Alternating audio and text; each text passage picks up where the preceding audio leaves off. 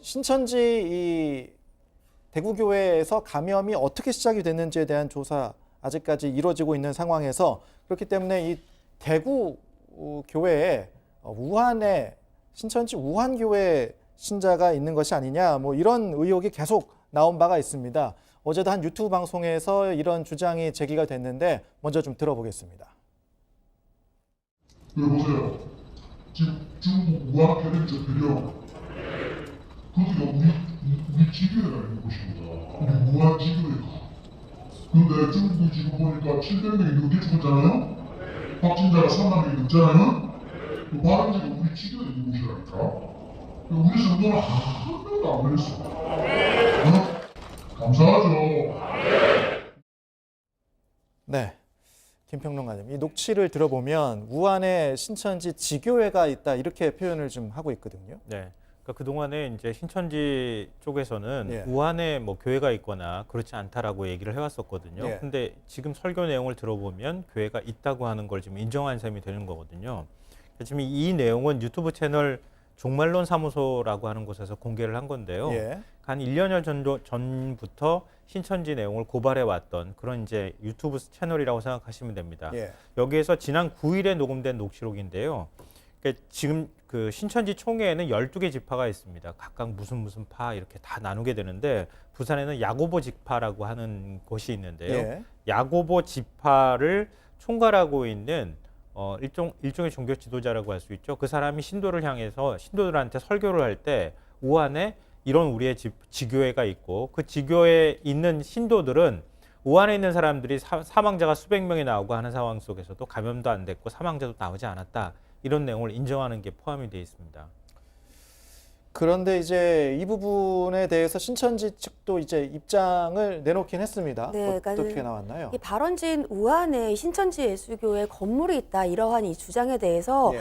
집회는 온라인으로만 진행되고 있고 건물은 없다 이렇게 주장을 하고 있습니다. 그러니까 신도는 있는데 건물은 없다. 네, 그렇죠. 그러니까 예. 구체적으로 얘기를 하면 이 신천지의 모든 중국교회 같은 경우에는 이 중국에서는 종교법이 시행이 되고 있습니다. 이 종교법이라는 게 뭐냐 하면 외국인이 중국의 현지인에게 선교를 할 수 없다 이러한 법인데요. 이 종교법이 시행된 2018년도부터 예배당을 전부 폐쇄를 했고 그렇기 때문에 우한에 있는 개척지도 2018년도부터는 폐쇄가 됐다. 그러니까 신도들도 모임이나 예배를 온라인으로만 하고 있고 예. 건물이 없다 이렇게 주장을 하고 있습니다. 그러면 이 교회라고 이름을 지는 것이 명명하는 것이 어떤 이유이냐? 이 신천지에 따르면은 이 제적이 120명이 넘으면 교회라고 명명을 하고 있기 때문에 예. 지금 우한의 신도가 300명이 넘는다는 거예요. 그래서 명명으로만 교회라고 하고 있지 건물은 없다라고 주장을 하고 있고요. 또 여기에 더해서 지난해 12월부터 현재까지 중국의 우한교회 신천지 성도가 한국에 입국한 적은 없고 저 녹취록에 대해서는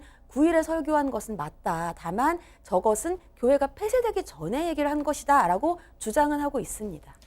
이 사실관계에 대한 이제 논란은 계속 될 수 있는데 유 교수님께 여쭤보고 싶은 건 지금 이제 신천지 이 교회에서 집단 감염이 발생한 상황, 지금 이 논란은 어떻게 이 집단 감염이 시작됐느냐를 추적하다 보니까 중국 우한에 교회가 있느냐 없느냐 이런 논란인 건데 지금 국면에서 그 감염의 시발점을 찾아내는 것이 의미가 있습니까? 아니면 조기 치료, 조기 진단 이게 더 중요한 겁니까? 어떻게 봐야 되는 겁니까? 두 가지를 다 진행해야 되는 게 맞습니다. 그 이유는 예. 예전에 스티븐 소더버그의 컨테이전이라는 영화가 있는데 그 영화의 맨 끝부분이 어떻게 되냐면 여자 주인공이 홍콩의 어떤 식당에서 첫 번째 했던 얘기가 나옵니다. 즉 어떤 그 고리를 찾았다고 하면 그런 큰일이 발생하지 않는다는 경고의 메시지를 주긴 했는데요. 네.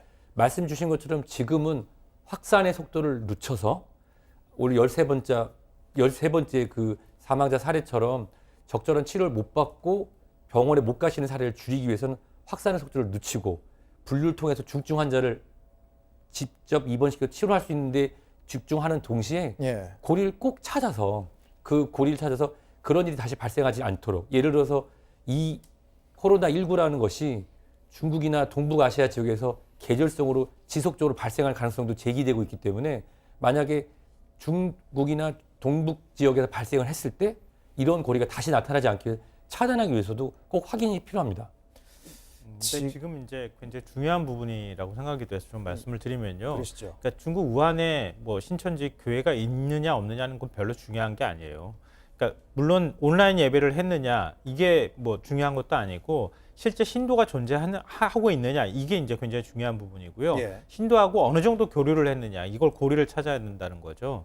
그러니까 첫째로는 뭐 지금 어디서부터 시작됐다라고 단정하기는 어렵지만 뭐 과천 총회를 왔다 갔던 아니면 대구에 있는 그 예배에 참석을 했던 간에 우한 쪽에서 왔던 사람이 처음에 감염이 돼서 들어와서 첫 그 신천지 교인들한테 확산을 시켰던 그 원인이 될 수 있겠는가 이 부분을 찾아야 되는 거고요.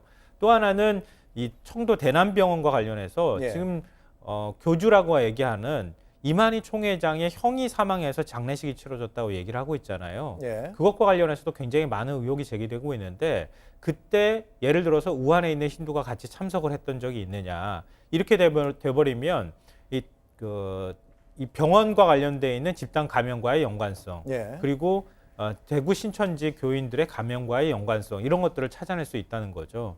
그러니까 지금은 뭐 이쪽에서 신천지 쪽에서 어떻게 얘기하느냐 이게 중요한 게 아니라 신천지 쪽에서 만약에 교인 명단을 갖고 있다고 하면 예. 그 교인 명단을 빨리 제출해서 출입국 기록을 일단 확인하는 작업이 가장 필요한 시점이 아닌가 싶습니다.